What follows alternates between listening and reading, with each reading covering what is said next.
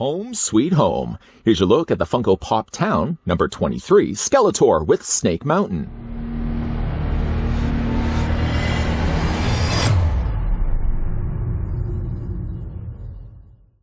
Located in the dark hemisphere of Eternia, Snake Mountain is home to the villainous Skeletor. In the past, when the Horde invaded Eternia, the Snake Men who originally lived in the mountain were removed, and Snake Mountain was offered to a new Horde officer, Hordak, as the base of the Horde. Skeletor helped the Eternians to expel the Horde and Hordak from Snake Mountain, and he took it as his own.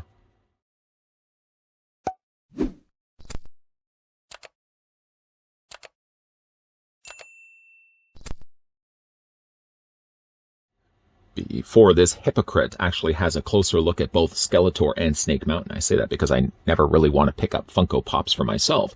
Of course, we're going to first figure out how tall they stand, starting things first with Skeletor. The figure is 4 inches in height, or about 10 centimeters tall.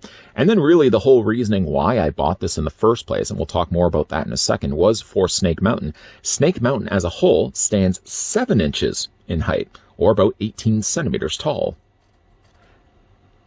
Now, you know me, I'm not one for picking up Funko Pops. Occasionally, I have been known in the past for picking up a pop if it was something I had a remote interest in, generally more of the horror variety. I do like, though, some of the He-Man Funko Pops, and maybe why I did sound like a bit of a hypocrite saying I would never really do a lot of Funko Pops here on this channel. Lo and behold, of course, now we're having a look at both Skeletor and Snake Mountain. And again, if I can explain myself here, the reasoning why I bought this set wasn't all solely for Skeletor. No, it was in the fact that he actually came included with Snake Mountain. Snake Mountain, for me, making a very short story promise, Snake Mountain was the only playset I had as a kid. I got it for, I believe, my birthday, and I loved Snake Mountain. And as soon as I found out that Funko was releasing the Pop Town release of both Skeletor and Snake Mountain, I saw this at my local comic book store and immediately grabbed it. I don't know if somebody else was trying to grab it at the time that I was grabbing it, but I remember there was a slight struggle, and Skeletor and Snake Mountain was in my possession. That whole last bit was all completely made up. We're going to start things off first by looking at Skeletor, who actually, on his own, isn't a bad Funko Pop at all. His colors are more faithful to the original Skeletor figure. That's why you'll see a lot of the green at the top here. That really isn't the most cartoon accurate, but certainly accurate for the original toy. One thing that really would have been fun to add for the more accuracy level is if they had painted the front of the boot purple and the whole backside left to the blue plastic, as the original toy of Skeletor had the notable only front part of the boot. It was like this part right here was all painted in the purple. Though I do like the head sculpt, I have to say, for Skeletor. I feel as if I have already looked at a Skeletor Funko Pop before here on this channel, and yet, lo and behold, couldn't find it anywhere. You can see he does have his Havoc staff in his one hand, and he does have half of the power sword in the other, although you'll see it isn't a half sword, it's a fully intact sword. A couple little touches of detail I really think that Funko could have seen the opportunity to put in there was to color the full Havoc staff in purple and not paint it silver, so again it would look like the original toy. And if they had also given us a half sword and even had the little perforations on the backside, that would have then connected, sandwiched together with the power sword that came included with He-Man. Other than that, though, it's a nice looking Funko Pop of Skeletor, and I'm going to put it on display as one of my very few Funko Pops that I do have on my shelf. He has very limited articulation. That goes with the territory of any Funko Pop we look at here. Just a head swivel, and that's it. You just rotate it till the cows come home, really, if you want to. You guys have places to go and people you need to see, and my wrist is getting tired, so I'm going to stop doing this. But yeah, he does have only just the articulation in the head, and that's it. But he's a pretty good-looking Skeletor, all things considered. I really like the look of this one.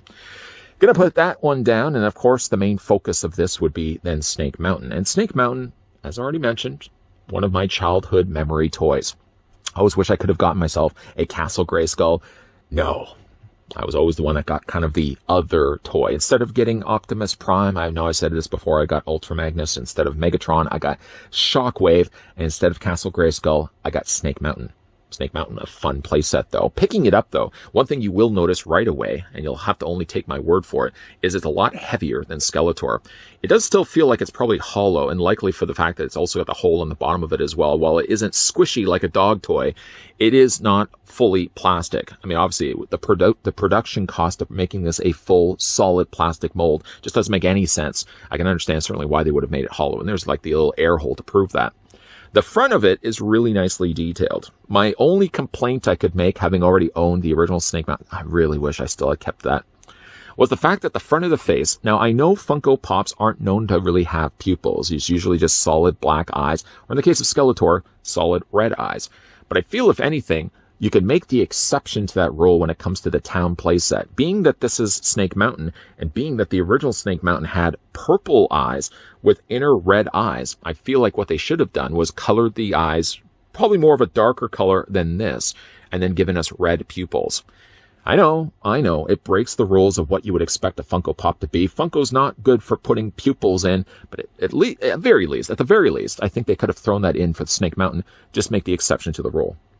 Some of the things that I would have noted here and would have remembered certainly as a kid, the front of the mouth, I believe, would have moved back and forth. Of course, as the toy, you'd be able to open this up completely. And while you can't open it up, sadly, I do appreciate at least that Funko did put a seam line in there to kind of give you the look as if you'd be able to open it up and have your figures playing on the inside. The molding is actually really quite good on this. You can see there's little tiny mouths and vines and stuff all growing across the surface of the castle here. One little fun face here that kind of looks a little bit like a gorilla. There's the gate up at the top that would have been able to swing open and close, and then the little snake that would have been able to swivel back and forth.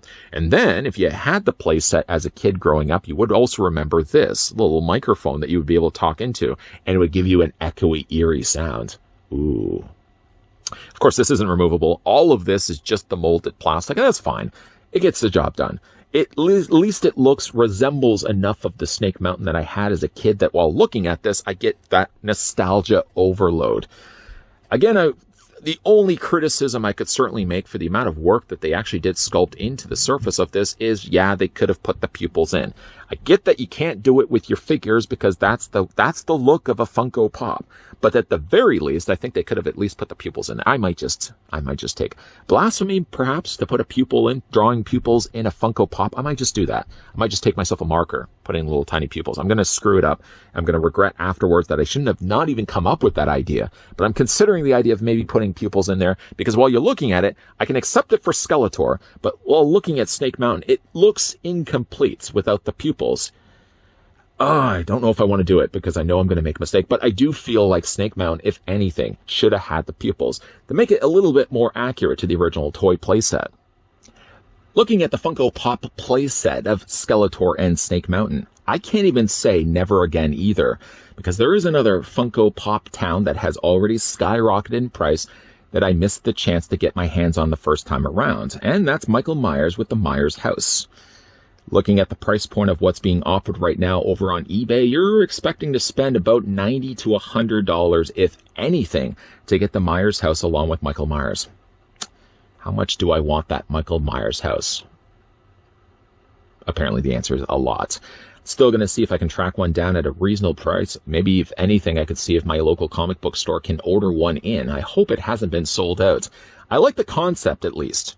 On paper, it's a good idea that Funko would have included play sets or recognizable residents to go along with the figures. So not only are you just getting a decent, for what it is, a decent looking Skeletor, but you're also getting the play set of Snake Mountain. It's not so much a play set because clearly Skeletor can't even sit inside the play set. It doesn't even open up, but at least it gives you the rough idea of what the set would have looked like growing up as a kid. Even that seam line down the side is a nice touch. And even though you can't open it up, I think they've checked most of the boxes off for what the playset would have looked like, other than just not putting the pupils in. We're still talking about the pupils. I'm not going to talk about it anymore. Maybe, if anything, yeah, they could have also colored the Havoc staff all purple, given us the half sword. So this really would have given us a full looking toy version of Skeletor as a Funko Pop. Skeletor looks good. I like the Snake Mountain. Price point on this one, by the way, at least here in Canada, so you would have to kind of do the conversion rate of that. I think this one was about $39.99 at my local comic book store, which I guess it's not terrible. I mean, Skeletor and other Funko Pops are what, $15, if anything, on their own. So you're getting, of course, the benefit of having Skeletor, and you're getting the benefit of having Snake Mountain to go along with it. I should have totally grabbed the shape and the Myers house when I had the chance. $90. How bad do I want it? Apparently I really want it. I'm already looking at the listings. But what do you guys think of this set? Have you, first of all, picked up any of the Funko Pop Town? If you have, which ones have you picked up? Somebody's going to tell me down below. I got the Myers house and Michael Myers, and I paid like $12 for that. I'm going to say you're a fibber face. There's There's no way you would have got that for $12. $30, $40, $50, yes. But anything less than that, I would declare you a fibber face. And I would like wave my finger pointing right at you. We don't want fibber faces around here. But have you picked up any of the other Funko Pop towns? If you have, let me know down below in the comment section. Also, if you guys are new to this channel, you're enjoying the content that you're seeing, make sure you hit that subscribe button down below. Turn on as well the bell notifications so you're going to get those reminders of when new videos are going to be popping up. I can't make the promsies that we are going to be looking at any more Funko Pops.